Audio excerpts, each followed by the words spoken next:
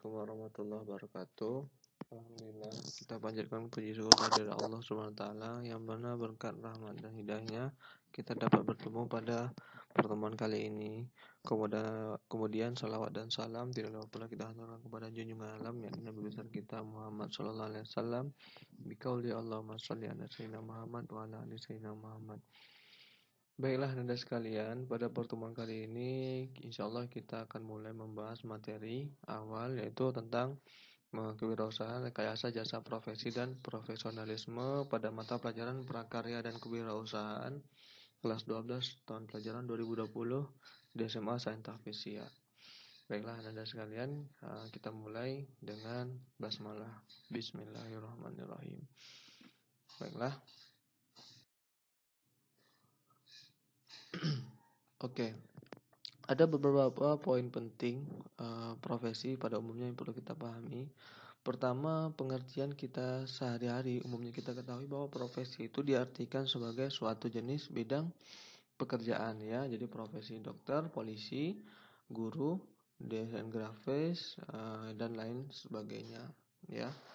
Kemudian juga sebuah pekerjaan yang membutuhkan pelatihan dan penguasaan terhadap suatu pengetahuan atau keahlian khusus. Tentunya kalau ada profesi dia memiliki sebuah pemahaman atau pengetahuan tertentu gitu.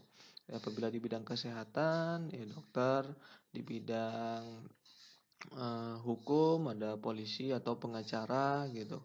Di bidang pendidikan ada profesinya guru. Nah, ini tidak boleh silang menyilang gitu. Usahakan tidak silang menyilang agar tentunya menghasilkan nanti sebuah hasil yang bagus gitu ya. Nah, kemudian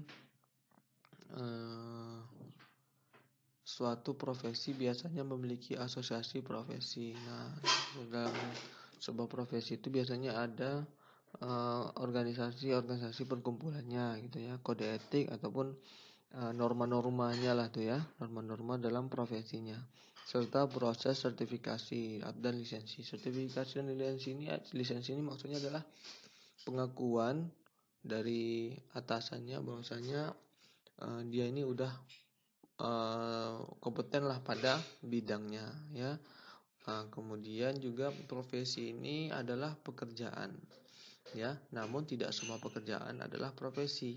Nah, nanti kita jelaskan di slide selanjutnya ya. Nah, jadi profesi itu pekerjaan, tapi tidak semua pekerjaan itu adalah profesi ya. Kerja orang banyak, tapi tidak semua itu profesi pada itunya gitu ya, pada pekerjaannya. Nah, kemudian terakhir adalah profesi mempunyai karakteristik tersendiri yang membedakannya dari pekerjaan lainnya ya. Jadi profesi itu dia memiliki karakter ya, hanya orang-orang tertentu saja ya. Jadi dia memiliki karakteristik yang akan membedakan dengan yang lainnya. Pasti tidak sama kalau orang udah memiliki sebuah profesi tertentu ya. Oke, kita lanjut. Nah, profesi. Nah, dari beberapa poin sebelumnya tadi mungkin dapat kita simpulkan makna dari profesi itu apa kira ya. Nah, profesi itu adalah suatu bentuk pekerjaan yang mengharuskan pelakunya memiliki pengetahuan tertentu yang diperoleh melalui pendidikan formal dan keterampilan tertentu yang didapat melalui pengalaman kerja pada orang yang terlebih dahulu menguasai keterampilan tersebut. Nah, jadi untuk profesi suatu bentuk bentuk pekerjaan ya yang mengharuskan pelakunya memiliki pengetahuan tertentu yang diperoleh melalui pendidikan formal ya. Pendidikan formal itu ya seperti lainnya kuliah, sekolah dan lain sebagainya. Dan juga keterampilan tertentu gitu loh. Jadi bukan hanya sekedar pendidikan ya. Jadi contohnya seperti dokter lah gitu. Kalau dokter kan ada tuh jalur pendidikan formalnya kuliah kedokteran. Nah, nanti butuh juga dia bukan hanya sekedar gelarnya, butuh keterampilan juga ya. Ini dalam bentuk pekerjaan ya. Nah, jadi keterampilan juga dia terampil nggak dalam melakukan tindakan-tindakan terhadap pasien. Nah, tentunya dengan apa? Nah, makanya dalam kedokteran itu dikenal dengan namanya koas. Nah, koas itu ibaratnya kalau seperti umumnya kita tahu adalah magang lah mungkin ya. Dengan makanya di sini disampaikan itu dia terampil dengan orang yang sudah menguasai keterampilan tersebut. Nah, di pada koas itu kan dia ada dokter pembimbingnya. Nah, di sanalah nanti dia akan belajar bagaimana tindakan dengan pasien, bagaimana menghadapi pasiennya seperti ini, seperti itu gitu. Dan bagaimana cara ini ilmu-ilmu barunya lah pokoknya begitu ya. Nah, seperti itu. Nah, artinya profesi itu seperti itu ya. Nah, ada yang lewat dari jalur pendidikan formal, nah, ya, dan dia terampil juga bukan hanya dalam pendidikan tapi juga dia terampil. Nah, ya. Kemudian dan terus memperbaharui keterampilannya sesuai dengan perkembangan teknologi ya, dan dia tidak terpaku pada itu saja, terus dia terus mau uh, menyesuaikan dengan perkembangan teknologi ya. Contohnya nih ada ya profesi bidang hukum, ada bidang kedokteran, ada bidang keuangan ya, akuntan, teknik baik itu arsitek ya, kemudian profesinya desainer ya, penata busana itu ya, atau desain grafis, editor ya, kemudian tenaga pendidik dan lain-lain sebagainya. Oke, oke kita lanjut. Apa yang harus dilakukan oleh pelaku profesi? Nah, ini menurut saya nih ada 3 hal yang harus dilakukan oleh pelaku atau pelaksana profesi. Pertama, menguasai ilmu secara mendalam sesuai yang ditekuninya atau pada bidangnya ya. Kedua, mampu mengkonversi ilmu menjadi keterampilan. Mengkonversi itu maksudnya adalah mengubah, bisa juga gitu ya, atau membuat dalam bentuk lain. Jadi dia tidak terpaku saja ya. Misalnya dia uh, seorang guru nih, anggap nih seorang guru di sekolah, anggaplah saya gitu kan di sekolah SMA Saint Hafiz. Nah, saya jangan hanya berpikir oh ini untuk saya kan guru di sini aja, jadi di sini aja sampai di rumah saya nggak bisa untuk mengajarkan orang lain jika ingin mau diajari gitu, atau di luar sekolah. Nah, seorang guru nih saya ini harus bisa gitu, harus terampil untuk mendidik juga di luar sekolah gitu, ataupun contohnya kalau di bidang pekerjaan ya membuat les-les privat begitu ya, contohnya bukan Islamik. Jadi kan itu juga di sebuah profesi juga guru les gitu. Kemudian bisa mendatangkan income juga bagi saya secara ekonomi. Nah, yang ketiga juga menjunjung tinggi etika dan integritas. Nah, ini yang perlu dilakukan, menjunjung tinggi etika dan integritas. Nah, contohnya bagi seorang eh, apa namanya ya, anggaplah kita ambil profesi sekarang polisi gitu. Nah, seorang polisi itu harus memiliki etika yang tinggi. Nah, karena dia akan berhadapan dengan masyarakat. Tidak semuanya ya polisi itu harus menghadapi kasus kriminal. Nah, tapi umumnya kan begitu. Nah, jadi dari polisi ini dalam mengambil tindakan kepada masyarakat harus mengedepankan pertama etika atau attitude dulu. Nah, makanya kadang-kadang apabila polisi ada melakukan tindakan dengan sopan dulu tuh. Kalau tidak sopan, 2, ketiga baru tindakan keras. Nah, dengan etika, kemudian dengan integritas. Nah, jadi integritas tuh bisa disebut dengan keteguhan hati atau tetap pada pendirian pada dirinya. Contoh, nah, polisi tadi dalam melakukan tindakan, misalnya penilangan gitu. Ini kan pada umumnya nih ya, ini harusnya seperti ini. Integritas itu penilangan. Dia ketika ini seorang pengendara yang melakukan kesalahan, tidak pakai helm, tidak bawa SIM, tidak bawa kelengkapan surat menyurat, nah, dia akan ditilang seharusnya. Nah, dengan polisi yang memiliki integritas, ada misalnya masyarakat yang ingin, Pak saya ingin damai lah, ini uangnya begitu. Nah, seharusnya seorang polisi di jalan ini dia harus memiliki integritas, kemudian dia akan menolak itu uang ini. Namun yang ada sekarang ini tidak semuanya, tapi itu hanya oknum-oknum aja, itu sebagian kecil dari oknum. Tentunya pada dasarnya adalah mereka juga polisi, tentara gitu ya, apalagi itu ya yang perlu kita tahu, mereka juga kan dalam pendidikan ya, makanya ada akademi militer, akademi kepolisian, tentunya sudah latih dengan jiwa dan mental ya, yang seperti itu. Yang kita tahu sekarang ini hanya segelintir saja, mungkin oknum-oknum saja. Pada umumnya malah kan lebih luas lagi, banyak sekali yang teguh pada pendiriannya gitu ya, integritas tinggi dan memiliki attitude tentunya. Ya, itu mungkin itu. Kemudian lanjut. Ini ada tambahan bukan kata profesional ya, atau profesional. Nah, profesional ini poin-poin pentingnya mungkin kita perlu kita pahami. Pertama, dia menjalankan profesinya dengan benar sesuai nilai-nilai normal ya. Nilai-nilai normal ya pada umumnya lah gitu. Ya. Contohnya profesi kedokteran harus dia benar-benar dalam menganalisa penyakit. Kemudian guru, dia itu harus betul-betul mengajar dengan pengetahuan yang dia tahu, kemudian betul-betul dapat tersalurkan ke siswanya dan lain sebagainya.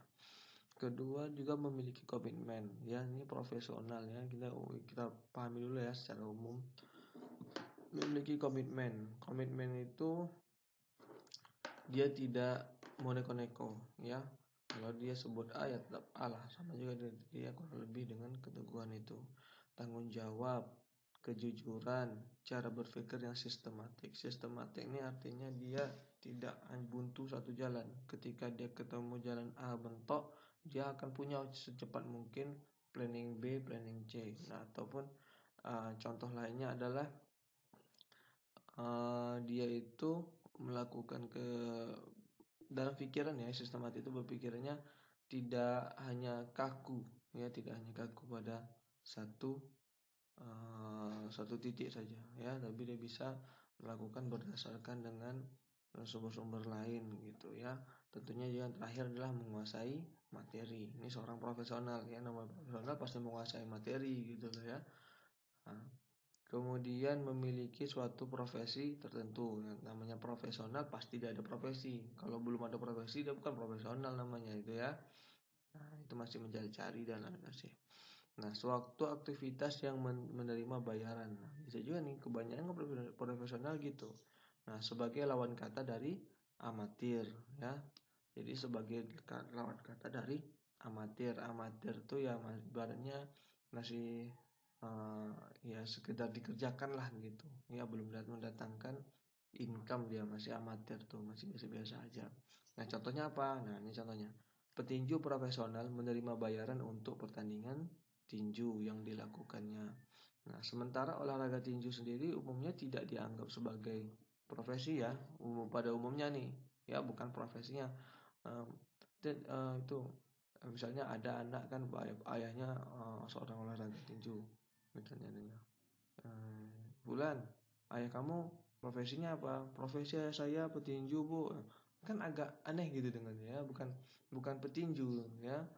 Jadi pada umumnya itu petinju itu bukan sebagai profesi gitu ya. Dia namun bidang olahraga kebetulan saja mendapat income dari situ karena petinjunya sudah profesional. Nah, gitu ya. Itu yang dikatakan tadi ya, tuh tidak semua profesi itu bisa dianggap pekerjaan gitu ya, hanya tertentu saja profesi profesional gitu ya, tidak semua. Nah, terakhir, suatu sikap yang mampu memenuhi segala dasar-dasar, prinsip-prinsip serta aturan-aturan yang berlaku dalam suatu profesi untuk mencapai hasil yang maksimum. Nah, jadi artinya profesional ini tentunya sebuah sikap ya, salah satu sikap yang mampu memenuhi segala dasar-dasar. Dasar-dasarnya apa ya? Itu profesinya. Profesi dokter, dokter umum, profesi polisi yang mungkin pada baru angkatan pertama gitu, guru masih mungkin baru-baru lulus gitu, belum sertifikasi gitu kan. Nah, dan lain sebagainya ya. Jadi harus mencapai nilai yang maksimum. Kalau dokter mungkin jadi dokter spesialis, kalau guru yang sudah disertifikasi, kalau jadi polisi sudah ada pelatihan-pelatihan khusus dan lain sebagainya ya. Jurnalisme, nah ini mungkin dapat kita ini kan ya, simpulkan dari beberapa poin itu tadi, profesionalisme merupakan suatu tingkah laku, suatu tujuan atau suatu rangkaian kualitas. Nah, ini perlu digarisbawahi adalah kualitas ya, kualitas yang menandai atau melukiskan corak suatu profesi ya. Jadi dia suatu rangkaian kualitas ya. Jadi kualitas tuh harus ditingkatkan terus. Jadi untuk melukiskan corak suatu profesi. Jadi profesionalisme itu udah memang ya spesialisnya lah gitu ibaratnya ya. Profesionalisme juga mengandung pengertian menjalankan suatu profesi untuk keuntungan atau sebagai sumber penghidupan. Nah, ya salah satu tentunya ketika sudah memiliki profesi, kemudian dia akan memiliki profesionalisme atau ibaratnya kualitasnya sudah meningkat ya tentunya mendapatkan sumber uh, sumber keuntungan sebagai sumber penghidupan. Nah, tentunya contoh nih yang saya tahu aja nih ya, guru. Guru kalau guru biasa aja ya gajinya umum lah gitu. Namun kalau sudah ada sertifikasi akan ada peningkatan uh, peningkatan karena dia dianggap sudah profesionalisme, kemudian akan ditambah dia ada juga uang sertifikasinya gitu dari Kementerian Pusat. Nah, seperti itu contohnya ya. Nah, ini paham ya profesionalisme. Nah, lanjut ya. Profesionalisme. Nah, kita tadi mungkin tahu ya definisi dari ciri profesionalisme. Nah, sekarang adalah cirinya lagi nih. Tadi definisi dari profesionalisme, sekarang kita cirinya. Nah, ada beberapa cirinya.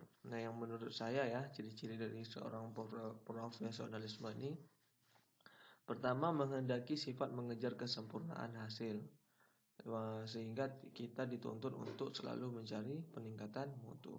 Nah, untuk ibarat kata dalam dalil Al-Qur'an mengatakan dari Al-Qur'an ya, fastabiqul khairat, artinya berlomba-lomba kamu dalam kebaikan. Artinya kita itu harus selalu ada motivasi dalam diri kita untuk melakukan uh, perbaikan terus, ingin yang terbaik yang terbaik.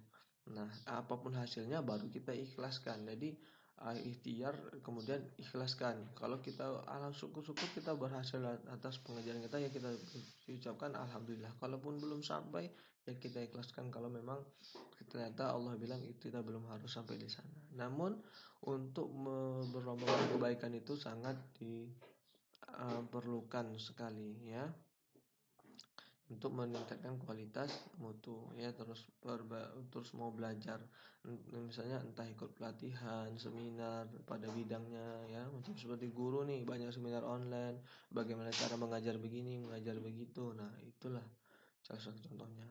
Kedua cirinya adalah memerlukan kesungguhan dan ketelitian kerja yang hanya dapat diperoleh melalui pengalaman dan kebiasaan ya.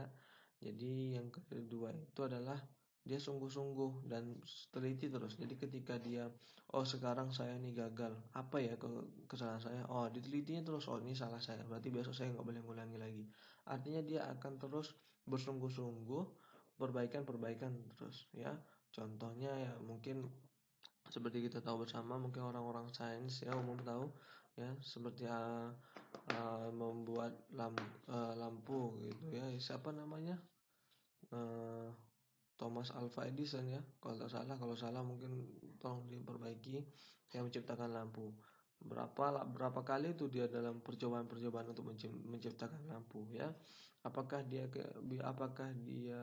kemudian gagal sekali dia surut semangatnya tidak kalau dia surut semangatnya tentu kita tidak merasakan lampu ya dari dia ya mungkin seperti itu. Nah artinya dia terus sungguh-sungguh melakukan penelitian sehingga terciptalah lampu. Nah, alhamdulillahnya berhasil ya. Jadinya dia memang fisikawan yang luar biasa. Nah, itu juga termasuk profesionalisme juga ya. Dia sungguh-sungguh.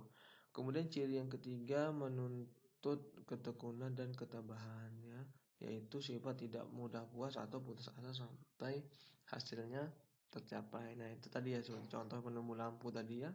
Dia betul-betul tekun, betul-betul tabah, gagal sekali, gagal 2 kali, 3 kali, 4 kali, 10 kali dan seterusnya. Namun akhirnya dia tetap teguh pada menjadi terus dia tabah menjalani percobaan. ya, tidak mudah puas, tak mudah dia putus asa.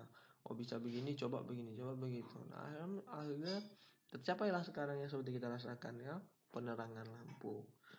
Nah kemudian ciri yang keempat adalah memerlukan integritas tinggi yang tidak tergoyahkan oleh keadaan terpaksa atau godaan iman seperti harta dan kenikmatan hidup. Nah seperti tadi contohnya ya, seorang profesi polisi gitu ya, ketika dia menjalankan tindakan di jalan polisi lalu lintas, mungkin contohnya ketika ada mau menyogoknya, tentunya dia menolak, ya ini lumayan nih uang nih, tapi karena ini integritasnya tinggi, dia tidak akan tuh menerima, pasti akan menolak dan menindak pelaku pelanggaran, karena dia berpikir kalau ini seperti ini terus ke depan dia akan melanggar terus, mengeluarkan uang terus, dan kemudian nanti banyak terjadi efek buruknya, kecelakaan terjadi dan lain sebagainya ya.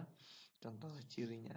Ciri yang kelima terakhir adalah memerlukan adanya kebulatan pikiran dan perbuatan sehingga terjaga efektivitas kerja yang tinggi, memerlukan adanya kebulatan niat, kebulatan pikiran. Nanti dia ketika dia mengatakan aku